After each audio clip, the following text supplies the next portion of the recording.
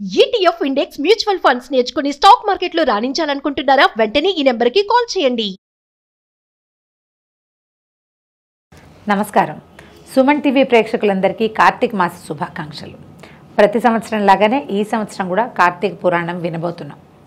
కార్తీక సమో మాస అంటారు. కార్తీక మాసానికి సమానమైన మాసము ఇంకొకటి లేదు. అయితే మనం భగవద్గీతలో వింటుంటాం మనం మాసాన మార్గశీర్షోహం అని చెప్పాడు కృష్ణుడు. భగవంతుడే తాను స్వయంగా మార్గశీర్ష మాసాన్ని అని చెప్పినప్పటికీ కూడా మార్గశీర్షానికి ముందున్నటువంటి కార్తీక మాసాన్ని మించిన మాసం ఇంకొకటి లేదని శాస్త్రోక్తి, ఆర్యోక్తి, పురాణోక్తి కూడా. మామూలుగా మనకి ప్రతి పండుగ ఓ పండుగ ఒకరోజు ఉంటుంది, ఓ పండుగ హాఫ్ డే చేసుకునే పండుగలు కూడా కొన్ని ఉన్నాయి, పొద్దునుంచి మధ్యాహ్నం దాకా. ఒకరోజు పండుగలు, 3 రోజుల పండుగలు, 10 రోజుల పండుగ కూడా చేసుకున్నాం మనం. అయితే ప్రతిరోజు పండుగగా ఉండేటువంటి ఈ కార్తీక మాసము అత్యంత విశేషమైనది, అత్యంత ఫలప్రదమైన మాసం. ప్రత్యేకంగా ఈ రోజు అని లేదు, ఏ రోజు కుదిరినా సరే కార్తీకంలో చెప్పబడిన ఏ ఒక క్రియనైనా సరే, స్నానము, జపము, తపము, దానము, దీపారాధనము, దేవాలయ సందర్శనము, ఏది చేసినా సరే విశేషమైన ఫలితాన్ని ఇస్తుంది, తిథులతోటి సంబంధం లేకుండా. అయితే ఈ నెలంతా కూడా కార్తీకానికి ప్రత్యేకంగా చెప్పబడింది కార్తీక స్నానాలు. దీనికి ముందున్న మాసంలో మనం ఆశ్వేజ మాసంలో అమ్మవారి కోసం కూడా విశేషమైన అర్చనలు చేసాం. ప్రత్యేకించి ఆశ్వేజ కార్తీక మాసాలు శరదృతువులోవి. శరదృతువు తాలూకు మలి భాగంలో మనకి కార్తీకం వస్తుంది. ఈ శరదృతువు బలిసేసరికి అంటే ఒక 10 నెల రోజులు గడిచి 2వ నెలలో ప్రవేశించేసరికల్లా సూర్యుడి వెచ్చదనం తగ్గిపోవటం మొదలుపెడుతుంది. పగళ్ళు చిన్నవి, రాత్రులు పెద్దవి అవుతాయి. సూర్యాగమనం ఆలస్యం అవుతుంది, సూర్యాస్తమయం తొందరగా అయిపోతుంది.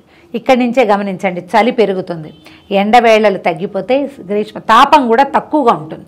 శరదృతువులో వెన్నెల ప్రత్యేకమైనది, చంద్రుడు ఎక్కువ చల్లగా ఉంటాడు, శీతాకాలపు గాలి కూడా కలుపుకొని, కానీ సూర్యుడు తగ్గిపోతాడు. ఈ సూర్యుడు తక్కువగా ఉండే కాలంలో జీవుల కంటే మనలాంటి మానవులకి శరీరానికి వెచ్చదనం తగ్గిపోతుంది. ఎప్పుడైతే ఈ లోపల ఉండవలసినటువంటి దానికి సరిపడా వేడి లేకపోయేసరికల్లా రకరకాల అనారోగ్యాలు చుట్టుముట్టేస్తాయి. ఆ వేడిని పెంచుకోవటం కోసం ఈ కాలంలో ప్రత్యేకంగా శాస్త్రవచనంగా స్నానం చేయమని చెప్పారు. అయితే ఈ స్నానం ఎప్పుడు చేయాలి? తెల్లవారుజామున సూర్యోదయానికి ముందు, అది కూడా వాపీకూప తటాకాదుల యందు స్నానము విశేషంగా చెప్పబడింది. అంటే నూతులు, బావులు, తర్వాత చెరువులు, ఎక్కడైనా జలధారలు ప్రవహిస్తున్నటువంటివి జీవనదులలోనూ స్నానం చేస్తే కనుక విశేషమైన ఫలితం లభిస్తుంది అని. దీనికి ముందు ఒక్కరోజునే ముందు జరిగినటువంటి దీపావళి పండగకి ఒక ప్రత్యేకమైన వాక్యం చెప్తారు. తైలే లక్ష్మి జలే గంగా అని. తైలంలో లక్ష్మి, జలంలో గంగా ఉంటాయి అని. అందుకని బాగా దీపాలు వెలిగించుకుంటాం. ఇక్కడి నుంచి ఈ రోజు నుంచి అది పూర్తిగా నిలబడి ఉంటుందన్నమాట. మొత్తం ప్రపంచమంతా వ్యాపించి ఉండేటువంటి జలాలలో గంగా నది ప్రవహిస్తుందట. తీలతోటి చేయబడినటువంటి తైలంలో లక్ష్మీదేవి ఉంటుంది. వీటితో పాటుగా నీటి యందు అగ్ని ఉంటుందని ప్రత్యేకంగా చెప్తారు. అగ్ని ఆరాధన మనం ఎలాగూ చేస్తాం, దీపాలు వెలిగించి. ఈ ముగ్గురిని ఆరాధించేటువంటి ఈ మాసం చాలా విశేషంగా చెప్తారు. ఒక మంచి ప్రత్యేకమైన వాక్యాలు చెప్పబడతాయండి. శివుడు కళ్యాణకారకుడు, మృత్యుభయ నివారణ చేసేవాడు, నిరాడంబరుడు, అసుతోషుడు, అభయంకరుడు. ఆయన అనుగ్రహించే మాసం ఇది. అలాగే తన పాలనాదక్షిణతోటి జీవులని రక్షించేవాడు, వ్యాపనశీలుడు, జగన్నియామకుడు అయినటువంటి మహావిష్ణువు ఈ మాసంలో దామోదరుడుగా పిలువబడతాడు. మనం శివుడి కోసమే రకరకాల రుద్రాభిషేకాలు చేస్తాం. ఏకాదశి రుద్రం చేస్తాం, ఏకరుద్రం చేస్తాం. శివాభిషేకం విశేషంగా చేయబడుతుంది. శివాలయాలన్ని చోట్ల అర్చనలు చేయబడతాయి.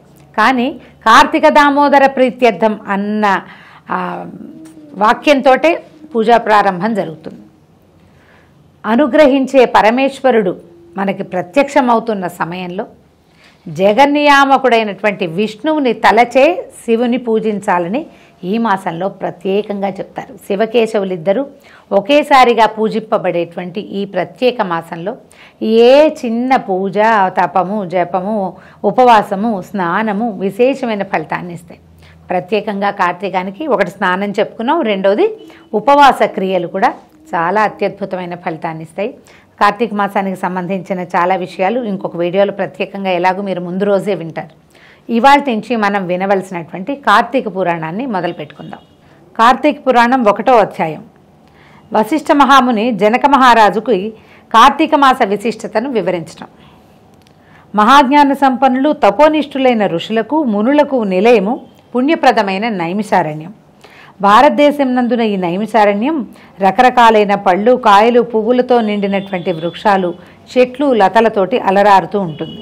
ఈ అరణ్యంలో నివసించే చిలుకలు, గోరువంకలు, చక్రవాకాలు, హంసలు, మయూరాలు వాటి విన్యాసాలతో మనసుకి ఎంతో ఆహ్లాదాన్ని కలిగిస్తూ ఉంటాయి.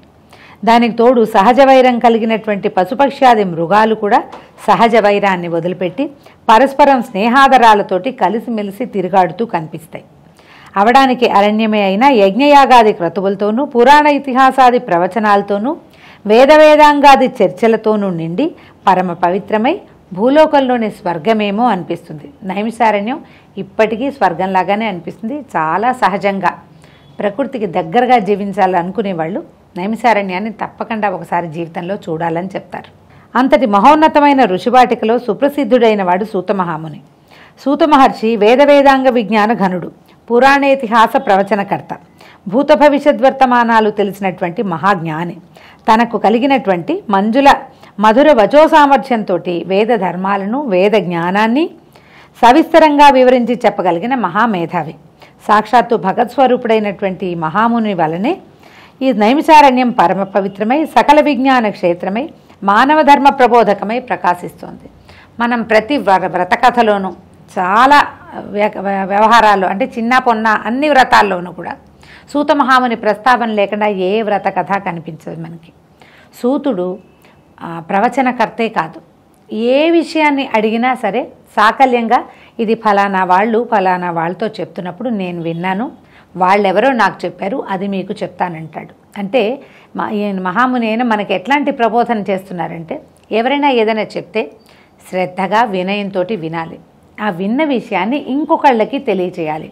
ఆ రకంగానే విజ్ఞానం ప్రపంచమంతటా వెళ్తుందని మనకి సూత మహాముని తన యొక్క ప్రజ్ఞతోటి తెలియజేస్తాడు. మనం సూతుడు చెప్పేసుకుని ఆయన వదిలిపెట్టేయకూడదు. ఈ సూత మహాముని సంగతి విని వదిలిపెట్టేయకూడదు. మనం ఎందుకు ఈయన పదే పదే కనిపిస్తారు అని గనక ఆలోచిస్తే, ఏదైనా ఒక మంచి విషయం తెలుసుకుంటే దాన్ని స్వకపోల కల్పితంగా చేయకూడదు. నాకే తెలుసని కానీ, లేదా మనకి తెలిసిన మరి 4 ముక్కలు కలపటం కానీ చేయకుండా యథాతథంగా ఎలా విన్నామో అలాగే ప్రపంచానికి తెలియచెప్పాలి. ఒకానొక నాడు నైమిషారణ్యంలోని ఋషులంతా సూత మహర్షి దగ్గరకు వచ్చారు. ఆయన వారందరినీ గౌరవించి కూర్చోబెట్టి, అందరూ ఒకేసారి వచ్చారు ఏమిటని విషయం ప్రశ్నిస్తే, వారిలో ఒకరు ఋషులందరిలోకి నాయకుడైనటువంటి శౌనకుడు నమస్కరించి, మీ కారణంగానే మేమంతా సమస్త వేద విజ్ఞాన సంపన్నులమై, కర్మధర్మ ఆచరణ ప్రవర్తకులమై, యజ్ఞయాగాది యజ్ఞయాగాది జపతపోనిష్ఠులమై వృద్ధి పొందుతున్నాము. మీ చేత కార్తీక మాస మహాత్మ్యమును చెప్పించుకుని వినాలని భావిస్తున్నాం. అంటే కార్తీకం సమీపంలోకి వచ్చింది. ఈ మాస విశిష్టతని తెలుసుకుంటే ఇక్కడున్న ఋషులందరూ కూడా తలా ఒక చోటికి వాళ్ళు వెళ్ళిన ప్రతి చోట దాన్ని ప్రచారం చేయటం కోసం, కేవలం లోక కళ్యాణం కోసం మాత్రమే వాళ్ళు కనుక్కుని సొంతంగా తెలుసుకోవటం, ఎలా విన్నారో అలా ఇంకొకళ్ళకి తెలియజేస్తారు. కార్తీక మాసము హరిహరులిద్దరికీ పరమ ప్రీతికరమైంది. ఈ మాసంలోని 30 రోజులు పరమ పవిత్రమైన పర్వదినాలే. ఈ మాసంలో చేసిన స్నాన, జప, తప, దానాలకు అపారమైన ఫలసిద్ధి లభిస్తుందని విన్నాము. అంతటి విశిష్టమైన కార్తీక మాస వైభవాన్నంతటినీ సమస్త విశేషాలతోటి సవివరంగా వినిపించి మమ్మల్ని కృతార్థుల్ని చేయవలసిందని ఋషులందరూ సూత మహామునిని ప్రార్థించారు. సూతుడిల్లా చెప్పారట, మునిజన శ్రేష్ఠులారా, మీ కోరిక పరమ ఆమోదకరము. మీరన్నట్టే కార్తీక మాసము అత్యంత పుణ్యప్రదమైనది. ఈ మాసం కేవలం హరిహరులకు మాత్రమే కాదు, సమస్త దేవతలకి కూడా ప్రీతిపాత్రమైనది. ప్రతి మాసంలో ఏదో ఒక రోజు పర్వదినం ఉంటుంది, కానీ కార్తీకంలో నెల రోజులు పర్వదినాలే. ఈ మాసం ధర్మకార్యాచరణలకు, నియమనిష్టలకు నిలయం. ఈ కార్తీక మహాత్మ్యం విన్నవారికి పుణ్యగతులు లభిస్తాయి. ఈ మాసంలో కర్మసాక్షి అయిన సూర్యభగవానుడు తులారాశిలో సంచరిస్తాడు. కనుకనే ఈ మాసంలో చేసిన పూజలు, వ్రతాలు, దాన ధర్మాలకు, దీపారాధనలు, వాటికే కాకుండా దీపారాధనలు, నక్తములు, ఉపవాసములు, పురాణ శ్రవణములు అనేక జన్మలలో చేసిన పాపాలని పరిహరింపచేసి పుణ్యగతులను ప్రసాదిస్తాయి. ఇప్పుడు నక్తము, ఉపవాసము 2 వేరువేరు పదాలు వచ్చినాయి. ఉపవాసం అంటే మనకు తెలుసు, ఒక పొద్దు ఉంటాం, పగలు ఉపవాసం ఉండి రాత్రి భోజనమో లేదా పగలే భోజనం చేసి రాత్రి ఉపవాసం ఉంటాం, మనం శనివారాలు గురువారాలు చేసినట్టుగా. కార్తీక నక్తాలు చాలా విశేషమైనవండి. పగలు ఉపవాసం ఉండటం మొత్తం, అసలు ఇంకా ఏమీ లేదు. ఏదైనా ఫలహారం తీసుకోవడం లాంటివి కూడా లేదు. అసలు నిర్జలోపవాసం కూడా చేస్తారు చాలా చోట్ల. మంచినీరు కూడా తీసుకోరు. పొద్దున స్నానం చేయటము, తర్వాత జపతపాదలు నిర్వహించుకోవటము, సంధ్యావందనం చేసేవాళ్ళు అది, లేదా పూజా విధానం చేసుకునేవాళ్ళు. ఎక్కువగా మాట్లాడకూడదు, పోట్లాడకూడదు, అబద్ధాలు చెప్పకూడదు. నక్తాలు ఉండేవాళ్ళ ప్రత్యేకత ఇదే అన్నమాట. సాయంకాలం ఇలా సూర్యాస్తమయం అవ్వగానే చుక్కలు చూడంగానే భోజనం చేస్తారు. మళ్ళీ దీపం పెట్టుకోవటం, పూజ చేసుకోవటం, యథావిధిగా చేయటము, చీకటి పడంగానే భోజనం చేయటాన్ని ఈ నక్తాలు అంటారు. మొత్తం కార్తీక మాసం అంతా కూడా ఇంకా తిథి నియమాలు అవి ఏమీ లేవు వాళ్ళకి. అంతకుముందు ఏమైనా ఉపవాస నియమాలు ఉన్నా ఈ కార్తీకంలో ఇంకా ఆ నియమం పెట్టుకోరనమాట. కార్తీక నక్తాలు అనేది ఒక ప్రత్యేకమైన విధి. ఇలా నక్తాలు చేయబడే మాసం ఇంకొకటి లేదు. కుదిరితే చేయగలిగిన వాళ్ళు, ఓపికమంతులు, బీపీలు షుగర్లు అలాంటివి ఏవి లేని వాళ్ళు, అంటే హెల్త్ ప్రాబ్లమ్స్ లేని వాళ్ళు, పసిపిల్లల తల్లులు, గర్భవతులు కానివారు చేయొచ్చు మనకి ఓపిక ఉంటే కనుక. అయితే అభీష్టసిద్ధి సిద్ధించి లభించి జీవితం సుఖమయంగా సాగుతుంది. ఇహపరాలలో ఉత్తములుగా వర్ధిల్లుతారు. మానవ శ్రేయోభిలాషలై తరించే మీకు ఈ పురాణాన్ని వినిపించడం వల్ల నేను ఉత్తమ గతిని పొందుతాను అని చెప్పాడు. ఇప్పుడు చెప్తున్నారనమాట.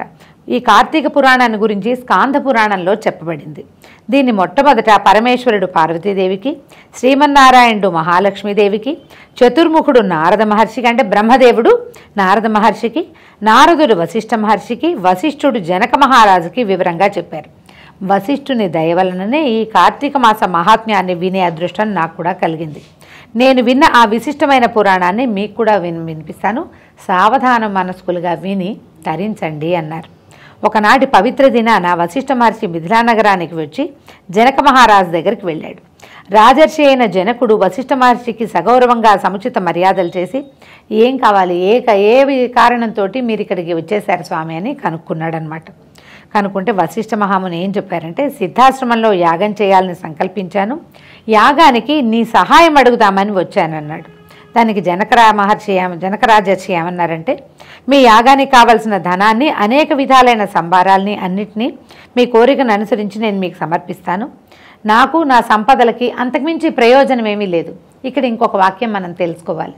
పూర్వకాలంలో కృతయుగ, త్రేతాయుగ, ద్వాపర యుగాల్లోనూ ఋషులు మునులు ఇలాగ ఏదైనా యజ్ఞయాగాదులు తలపెట్టినప్పుడు ఏ ప్రాంతంలో ఇవి చేస్తున్నారో ఆ ప్రాంతపు రాజు దగ్గరికి వెళ్ళి ఈ విషయం తెలియజేసేవారు.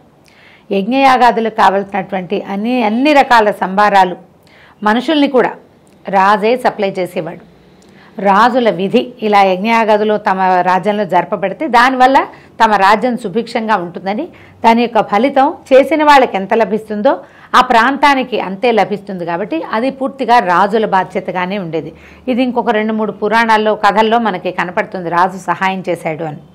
జనక రాజర్షి సవినయంగా ఒప్పుకున్నాడు. ఒప్పుకుని ఇలా ఏమడిగారంటే, నాకు చాలా కాలం నుంచి ధర్మార్థ కామమోక్ష ప్రదాయకమైన సర్వపాపహరమైన కార్తీక మాస మహాత్మ్యాన్ని వినాలని కోరిక కనుక నా యందు అనుగ్రహం ఉంచి కార్తీక పురాణాన్ని వినిపించి నన్ను కృతార్థుణ్ణి చేయమని ప్రార్థించాడట.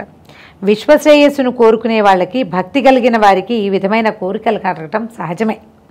కార్తీక మాసం 30 రోజులు పుణ్యప్రదమైనవి. ఈ మాసంలో చేసే జపదప స్నాన దానాదులకి, వ్రతాలకు అనంతమైన ఫలితం కలుగుతుంది అని, ఈ మాసంలో ఆచరించవలసిన విధి విధానాల గురించి, ఈ మాస మాహాత్మ్యాన్ని గురించి స్కాంద పద్మ పురాణాలు 2 కూడా వివరించి విశేషంగా చెప్పాయి. ఈ కార్తీక మాసంలో సూర్యోదయ కాలానికి ముందుగా చేసే స్నానము పరమ పుణ్యప్రదం. ఈ మాసంలో గంగానది సమస్త నదీ జలాలలోనూ, కాలువలు, చెరువులు మొదలైనటువంటి సహజ జలాశయాలన్నిట్లలోనూ అంతర్లీనంగా ప్రవహిస్తూ ఉంటుంది. స్నానంతో పవిత్రులైన పుణ్యప్రదమైన శరీరంతో చేసేటువంటి దాన ధర్మాలు అనంతమైన ఫలితాన్ని ఇస్తాయి. ఈ మాసంలో చేసే పితృకార్యాలు, పితృకర్మలు 7 తరాల వరకు పుణ్యగతులను కలిగిస్తాయి. ఈ కార్తీక స్నాన వ్రతాదుల్ని ఆచరించడానికి స్త్రీలు, పురుషులు, బాలురు, యువకులు, వార్ధక్యంలో ఉండటము అలాంటి తేడాలు ఏవీ ఉండవు. ఏ వయసు వారైనా, ఏ జాతి వారైనా స్నాన దాన జపతపాదులను చేసి తరించే ప్రయత్నం చేయొచ్చు. జనకర మహారాజా చెప్తున్నారన్నమాట ఇట్లా వివరంగా. ఈ కార్తీక మాసానికి అధిపతి దామోదరుడు కనుక దామోదరుని పూజ, కేదారేశ్వర వ్రతములను ఈ మాసంలో ఆచరించడం వల్ల శివకేశవులు ఇద్దరి అనుగ్రహము లభిస్తుంది. సూర్యోదయానికి పూర్వమే చేసే స్నానము ముక్తిప్రదమైనది. మనం కార్తీకంలో చేయవలసిన దాన ధర్మాలు, సంధ్యావందనాది నిత్యకర్మలు, తర్పణాలు, దీపారాధనలు, దీపదానాలు, వనభోజనలు, సమారాధనలు, సోమవార వ్రతాలు, కార్తీక పౌర్ణమి నోములు ఇవన్నీ కేవలం పుణ్యాన్ని ప్రసాదించడానికి మాత్రమే కాక శరీరానికి తేజస్సును, శక్తిని, మేధస్సును, మనసుకి శాంతిని, స్థిరత్వాన్ని, స్థిమితాన్ని, సంపదలని కూడా కలిగిస్తాయి. భుక్తిముక్తుల్ని ప్రసాదించేటువంటి ఏకైక మాసం కార్తీక మాసమే. ఈ కార్తీకంలో ఏకభుక్తం ఇంతకుముందు మనం చెప్పుకున్నది ఉదయం భోజనం చేసి ఉండటం, పగలు మధ్యాహ్నం లంచ్ చేసేసి ఉండటం అన్నమాట. తర్వాత నక్తం, ఉదయం అంతా ఉపవాసం ఉండి సాయంత్రం నక్షత్ర దర్శనం అయిన తర్వాత భోజనం చేయటం. సోమవారాలు, పౌర్ణమి, ఏకాదశులు మొదలైన రోజుల్లో చేసేటువంటి ఉపవాసాలు మోక్షప్రదాలు. పూర్తిగా ఉపవాసం చేస్తూ సంధ్యా సమయంలో తీర్థప్రసాదాలు స్వీకరించడం, ఆ ఉపవాసం చేయటం అనేవి పుణ్యముక్తి ప్రదాలు. అంటే కేవలము భగవంతుడికి నివేదన చేసిన పదార్థాన్ని మాత్రమే, నైవేద్యం ఏదైతే పెట్టామో అది ప్రసాదాన్ని మాత్రమే స్వీకరించడం. నివేదన చేయని ఏ పదార్థాన్ని ఎవరింట్లోనూ తీసుకోకపోవటం కూడా ఒక ఉపవాస లక్షణం. అది కూడా చేయొచ్చు అనమాట.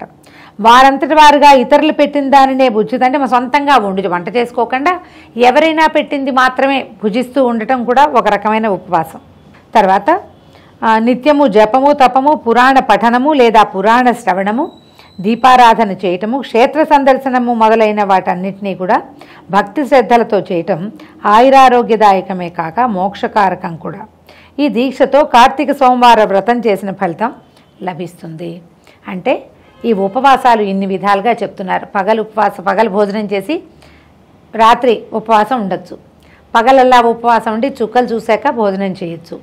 మనం వంట చేసుకోకుండా ఎవరైనా పెట్టింది రోజు భిక్షా స్వీకారం ఇది కూడా చేయొచ్చు. లేదా కేవలం స్వామికి భగవంతుడికి ఏది నివేదన చేస్తామో దాన్ని మాత్రమే చేయొచ్చు. అలా కాకుండా ప్రతిరోజు యాత్ర ఏదో ఒక దేవాలయ దర్శనానికి వెళ్తూ దాన్ని కూడా ఉపవాసంగానే భావిస్తారంటే ఆహార నియమం ఉండటమే కాదు ఉపవాసం అంటే భగవంతుని సమీపంలో ఉండటం, తీర్థక్షేత్రాలని దర్శించడం కూడా ఒక ఉపవాస నియమం కిందకే వస్తుంది.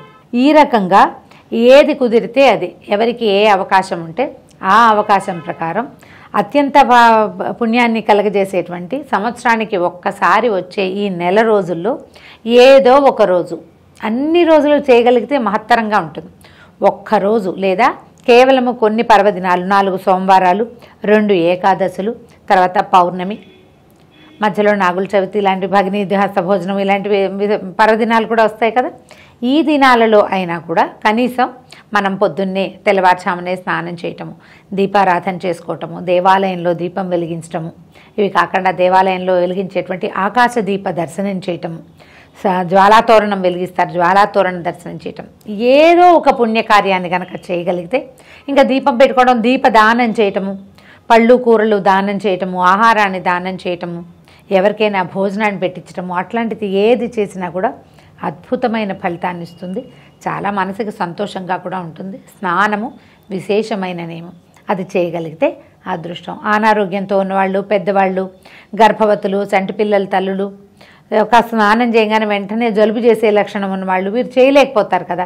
కేవలం పర్వదినాల్లో అయినా కూడా ఈ విధిని పాటించి ఈ అత్యంత పుణ్యఫలప్రదం అయినటువంటి కార్తీక మాసాన్ని మనం మన యొక్క గ్రహ బాధల నుంచి తప్పించుకోవటానికి కానీ, పూర్వజన్మకృతమైనటువంటి రకరకాల కర్మానుభవాల నుంచి తప్పించుకోవటానికి కానీ ఈ మాసాన్ని మనకి అనుగుణంగా ఉపయోగించుకోవాలి భగవత్ సేవతోటి. దీంతో మొదటి రోజు పారాయణ ముగిసింది. మళ్ళీ రేపు ఉదయమే కలుసుకుందాం. నమస్కారం.